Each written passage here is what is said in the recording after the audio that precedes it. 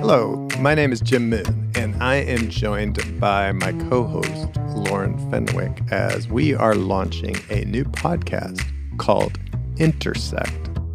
We seek at Intersect to find connection in each other's stories. So this first episode, we're looking to kind of introduce ourselves to you, tell you a little about how we decided to do this thing called Intersect.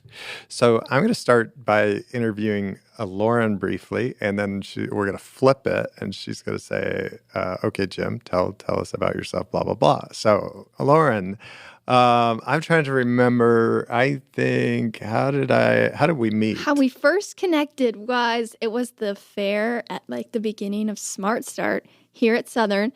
Okay. And I've always been super involved in my church, so Yes. I wanted to be involved here. And you were at the booth for the ministry thing, I think. Right. Or you were walking around and you were like, seeing if anybody wanted to be part of the church at service. Smart Start, the university church will take tables over to Isles Gym and set them up, and we have candy, and you can fill out a thing and win a free restaurant gift card. And so I think I was over there with Pastor Dave. I think, you were Pastor Dave, and then I filled out the survey, and then you were the one that emailed me. Maybe that was it. You were like, oh, you can be part of the church service or whatever.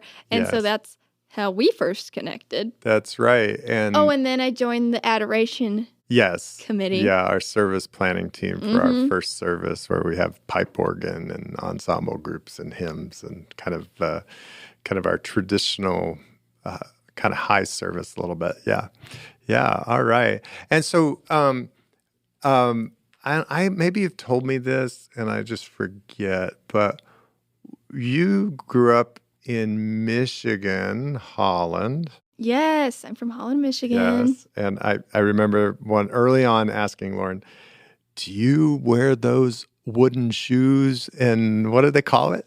They call them clogs. Clogs, yes. Yes, so the town that I'm from, if you haven't heard of Holland, Michigan, it's like we are founded by Dutch immigrants from the Netherlands.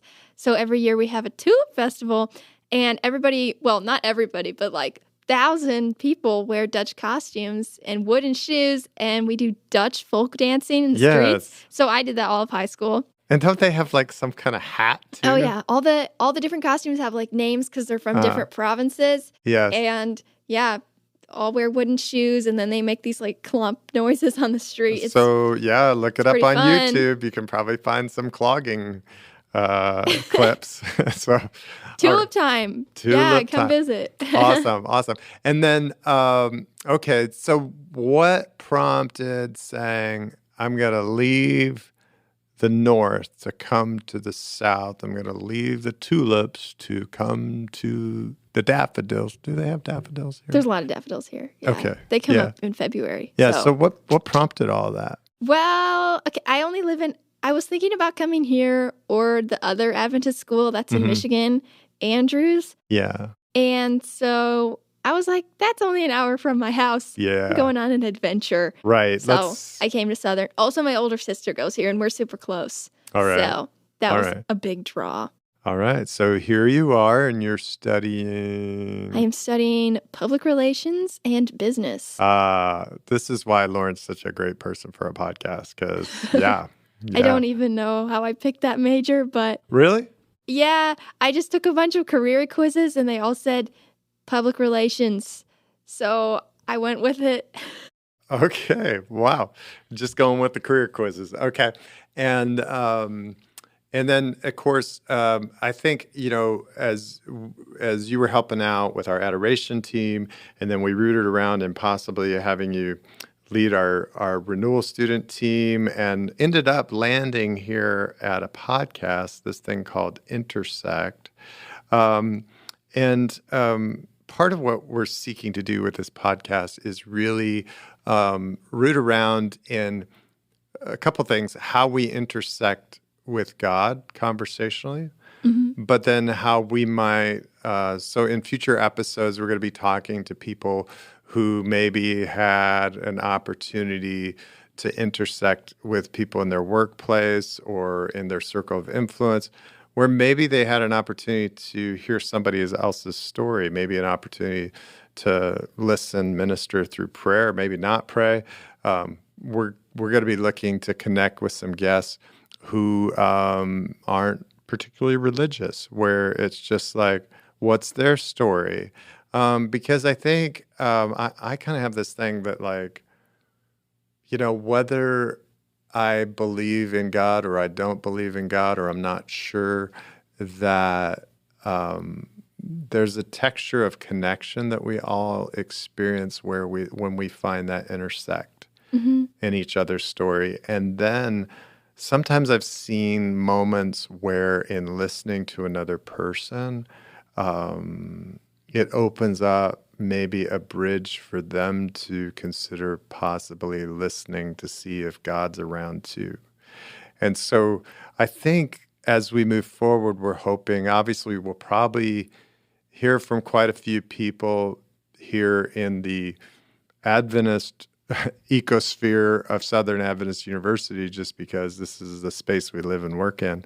But we're really going to make it our goal to also kind of get outside our walls, because as you're going to be hearing from guests like Caleb Stock in the future, there's more than just the walls of the tribe that you grew up in. There is a wide world of people of diverse experiences and backgrounds, and we're really going to be seeking to find the intersect between their story, our story, and possibly even God's story. For some people, they may not be ready to think about God, but for others, they may go like, "Oh yeah, He's alive and well in my life, and let me tell you how." So, we're hoping to hear from a variety of people. But Lauren, I just want to ask you, just to dig a little deeper, in your journey so far, how would you characterize your journey with God? Maybe how have you intersected with God, or how do you find that, what kind of fills you, or how do you hear from Him, or just give us a little snapshot into your intersection maybe with God. We've talked about how you and I intersected a little bit here in just life at Southern, but how would you say, yeah?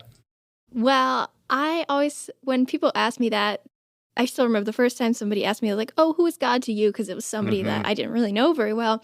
Yeah. And it just took me a second, and just these two words came into my head. And Jesus to me is purpose and peace. So Wow. Okay. I just, I feel like being a young person, you don't really know, at least for me, I don't exactly know what I want to do, but I do know that I want to have a purpose. And I feel like God is the one who is giving that to me. Like, I don't know where I'm going, but I feel like whatever He has planned for my life, it's something where I'm going to be helping people or connecting with people, because I just genuinely love people. And I think everyone is so interesting. And I think that's something that Jesus showed when He was down here on earth. And, I really like that, just the statement, Jesus is purpose. Like, is there anything in your mind that, like, any experience that comes to mind right now where, I mean, obviously you said you don't know what you're doing, so, but maybe that statement to a certain extent means I'm confident that as I journey with Jesus, what I'm doing is going to get figured out, and so I'll discover a purpose. But is there any way up to this point, if you like look in the rearview mirror, where you go like, wow, Jesus has been purpose for me, or He's given me a sense of purpose as I reflect, that I feel like is somehow going to be formative in my purpose for the future? Well, I definitely think, if you're just like sitting around thinking, why am I even here? Like, I think we all ask that question at some point. And then just to know that, like, someone who cares about you is the one who put you here. That's why I feel like I have a purpose. Because I think if I didn't know about Jesus, I wouldn't really have a point for being alive.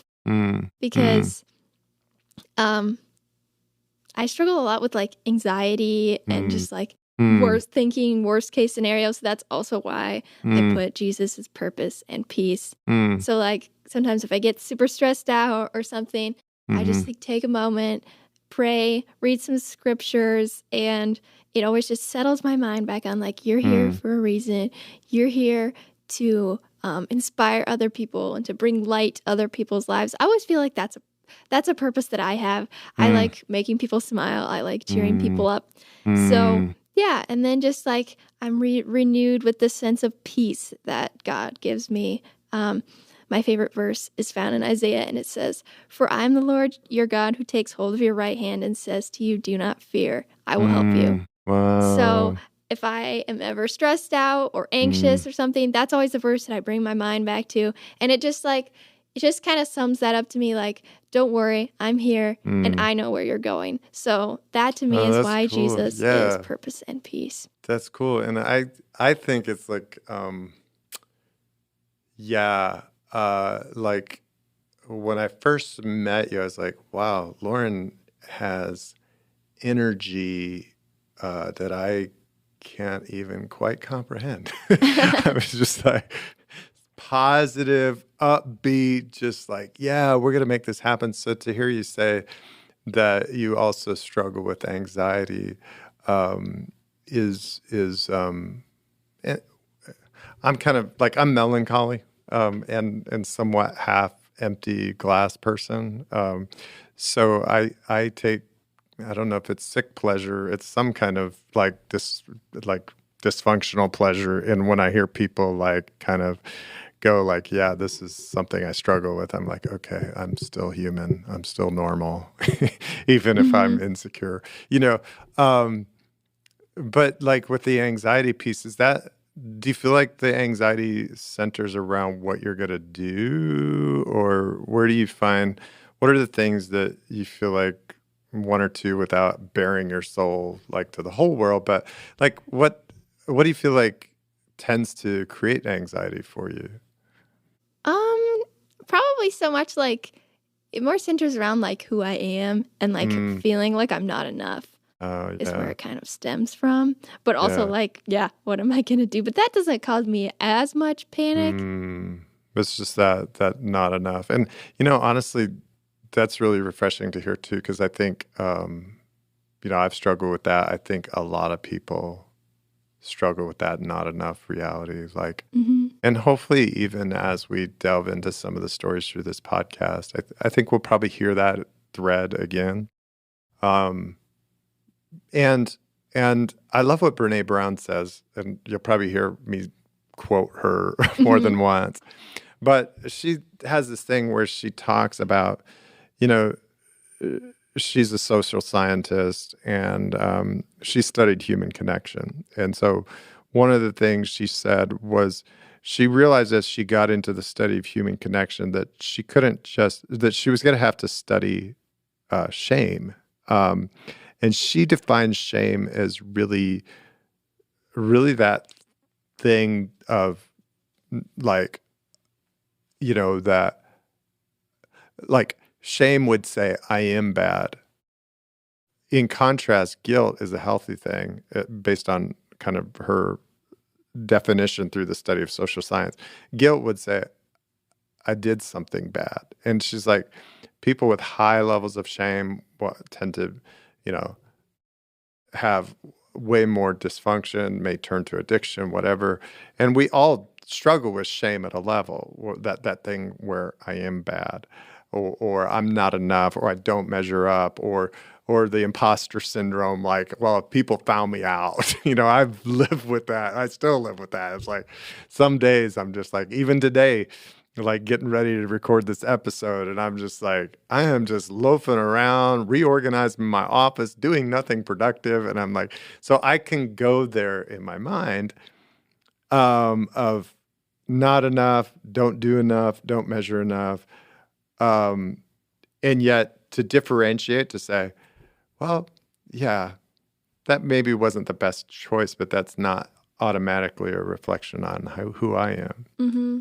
And then she says, the amazing thing, if you put shame in a petri dish for you scientists out there, and the thing that shame cannot exist in the presence of is me too, which is her layman's definition for empathy. So empathy is different from sympathy. Sympathy is that person that pats you on the head and says, oh, you poor pitiful thing, I'm so sorry, bless your heart. But but empathy is like getting down in the middle of whatever the thing is, and being with somebody and going like, yeah, okay, me too. Like I just find myself saying me too when you're like, anxiety is a real thing. I've dealt with it myself. I went on a burnout in 2019. So I'm kind of rambling here, but let me see if I can synthesize. So shame cannot exist in the presence of empathy, me too, as well as in the presence of grace, which I think, as you said, Jesus' purpose. One of the things I think God tells us through Jesus is, I delight in you.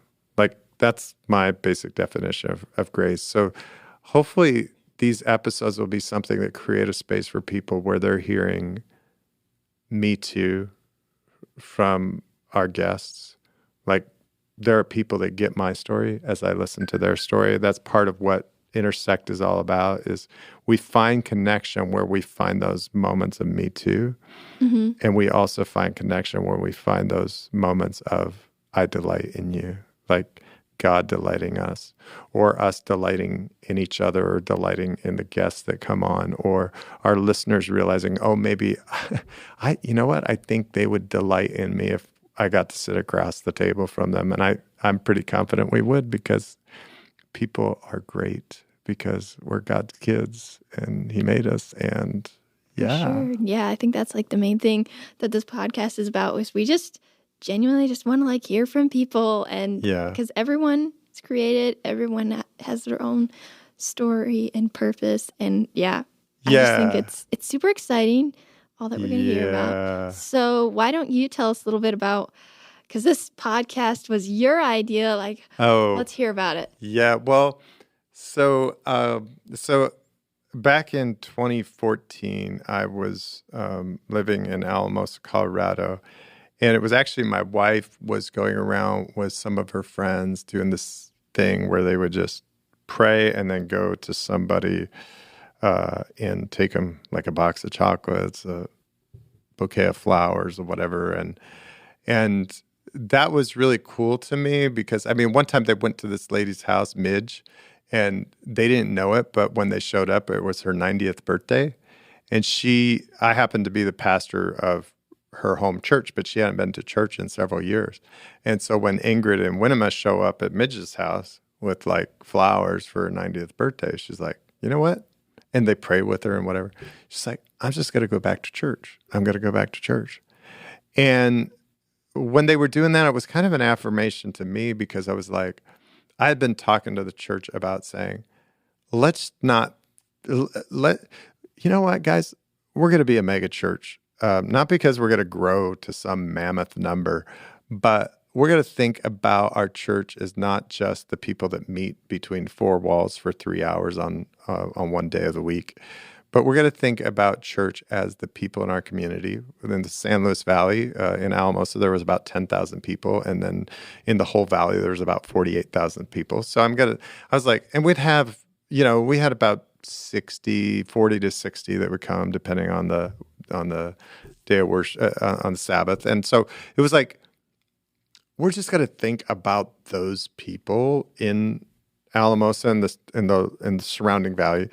We're going to think, we're going to be their pastoral staff, because Peter has this thing where he says in his letter to the church, he goes, you guys are a royal priesthood. Like, you're a community of ministers and priests. And so I was saying to our church, we're just going to think of ourselves as the pastoral staff, as the ministering presence for the people in our community, not just in our church. And so what if we can begin to celebrate conversations that we have, interactions we have, whether we're going golfing or we're getting together in a quilt club, or, we're playing, community softball league together. We're just going to say that anytime that we get to connect with somebody in a meaningful way, we're going to consider, well, maybe that could be church. And so not just church between four walls, but who did you get to have church with this week? Who did you get to connect with? And then it was like thinking about, well, how could we develop something that would help people grow in that capacity to connect? And so I was on a call with my friend Karen Martell, and I'm telling her, I'm thinking something about pairing church folk together to just go out and connect and do a little bit of what Ingrid and Winema are doing and maybe have some training for them. And Karen goes like, well, you need to make that a project and document it. And I was like, and when she said that, it was like a bell went off and I was like, oh God, please no. Because what Karen didn't know was that night, it was like, I think January 29th, 2014. But like way back, almost a year before, I would get these emails from this university in Michigan, Andrews University, about a discipleship program. And my background had been in worship ministry, prayer ministry, discipleship. I get these emails and I think, I swore I would never go back to school, but there was a whole chain of events during my alumni weekend for my 20-year reunion. I went to a Christian high school, and so going back there, I had spoken alumni weekend. There was this guy that had asked me, Greg Schaller, he's like, have you ever thought about like going back for more education? I'm like, no. I said, when I left seminary, I'm out of here. But with Greg, anyways, that conversation during the conversation, that weekend, the sermon that I had preached was Choose Life. That was the sermon title. And Greg asked me that question. I'm like, not on your life. And that was in 2010. So fast forward to 2014. And I'm telling this whole thing to Karen Martell. And she goes, you need to make that a project and a document. And all of a sudden I'm like, oh man, God, are you trying to tell me something? She didn't know that very day in the evening, I was going to be having a conversation with Alan Walsh, who was the director of the discipleship program at Andrews, about going into the program. After that was January 2014. The deadline to enter the program was November of 2013. And so it's like 3 months afterwards, and he's like, are you going to get into this program? I'm like, you guys never called me, because I had emailed you back in June of 13 saying, tell me about the program. You never called me. What do you mean am I going into this program? And so all that had transpired. And Alan had emailed me prior to January 29, and I'm like thinking, you guys are nuts. And then I have this conversation with Karen, and then I'm like, oh God, I think this is happening. Please, this is not happening. Yes, it is. And I call it my Jonah moment in a way. I was like, I felt like God was saying go, and I was saying no. Now you have a project. Yes, you may as well right. join. That's right. And so then I look up on the wall, and there was a poster on a wall for a conference that I was going to be going to speak at this little camp called Mount Ellis Camp in Maryland. And I had put these people off for like a whole year. They had asked me. I was supposed to have spoken at the conference a year before, but I had put them off. And so I'm looking at the wall, and the poster is like pasted to my wall kind of as a reminder, hey, it's coming up. And it was going to be like the last week in February of 14, last weekend. And the name of the weekend on the poster was Choose Life. Oh, which wow. was what my sermon title had been way back in 2010 at my 20-year reunion, when Greg Schaller had said, have you ever thought about doing? This is a lot of puzzle pieces coming together. It is, yeah. So anyways, all of that launched me onto this journey, which I didn't even know. I mean, I knew it was about trying to come up with a strategy to help people be more courageous and confident in this idea that those around us in our circle are our mission field, are the people that we can bless. And when it was all said and done 7 years later and I graduated, there was this big, long, hairy thing called the Ebenezer model of missional prayer. Well, what does that mean exactly? Well, Ebenezer, there's a story in the Bible about this guy Samuel, and Israel, had apostatized, and they're coming back to God, and their enemies, the Philistines, are coming to attack them. And they said to Samuel, as they were literally in kind of a revival service, offering sacrifice to God and in a season of repentance, confessing their sins before God, and now their enemies, the Philistines, are coming to attack them. And they're like, pray to God, pray to God. And so Samuel's crying out to God on their behalf, and God kind of, I think there was a thunderstorm, there was some kind of drama, and God basically sent their enemies into confusion, and Israel ends up defeating their enemies. And as a result of that, then Samuel took a large stone. I imagine like a large, huge boulder, and the scripture says, and I think it's First or Second Samuel. It's First Samuel 7. It says he set this boulder up between Mizpah and Shem, and he called it an Ebenezer, meaning thus far the Lord has helped us. Well, so the project was called the Ebenezer Model of Missional Prayer because there were 4 core practices: to heed, engage, listen, and pray. When I was trying to figure out how to help ordinary church folk and people, whether they've been in the church for 5 days or 50 years, figure out how they could feel more courageous and confident in intersecting with the people in their circle of influence, there were kind of 4 principles I had. I had notice the people around you, engage them in conversation, listen to their story, and pray.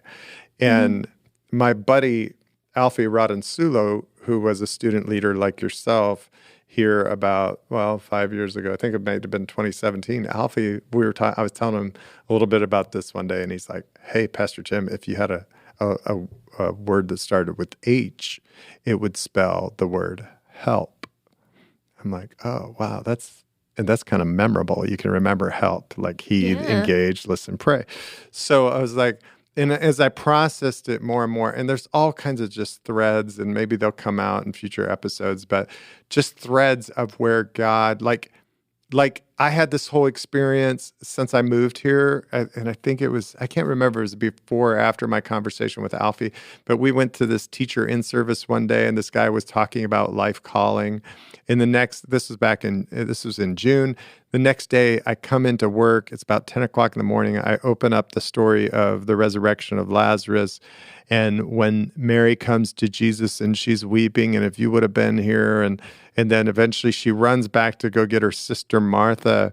And she says, come on, the teacher's here. He's calling for you. And I remember the day before at the that this guy was doing this teacher in service, and he was talking about, making your job your calling, and in formulating some kind of short, pithy, memorable statement about who you are and what you feel like you've been called to do. And so then the next day I'm reading that story. Mary's running back saying the teacher's calling for you. And I'm thinking like, calling. Like, what if that was what every faculty member at Southern was about, and myself here at the University Church, just helping students, realize that the teacher is calling for them. And then I was like, well, I'm like a worship pastor, and this is my second kind of tour of duty as a worship pastor. I'm like, if I was to take, and I had this kind of long, complex, my life calling is to be a disciple-making disciple of Jesus Christ, first in my home, then in the world. I will walk with God, pray without power, love without fear, and serve as priest. I don't know. Anyways, it was kind of long, and it was, and it was just like where I ended up landing was like, I've just been called to help people find their voice, where voice is the intersection. There's that word again. Between your passion, your giftedness, the need of the world, and your innate sense of justice, what's right and wrong. And if you can figure out where those 4 realities intersect, you're going to find your voice. And the way that I can help people do that I felt like God just plopped in my lap. I mean, these are all things I just felt like I was taking notes, honestly, is to heed, to engage, to listen, and pray. And those are practices that inform both my journey with Jesus, when I'm just alone with him, but also then I've found just like he's innately born those practices in me in such a way to like draw people out, to learn their story, to seek to find what is the intersection between their story, my story, God's story, your story, God's story, my story. Yeah. So we're here to just find the intersect. I think that's, as Forrest Gump would say, that's all I have to say about that. Yes, For sure. Well, thank you for sharing that. I think this podcast is and going to be exciting. I'm excited to hear from all the people we're going to bring on in the next little bit here. And I hope all y'all were able to track with all that, because I know I was chasing a lot of threads. I don't know if they all got tied together exactly right, but I think so. I got it. Okay. All right. So, yeah. Well, that's a little bit about what Intersect, this podcast, is. So we hope you will be listening for all the exciting people we're going to have on here soon. Thank you so much for listening. We will catch you on our next episode.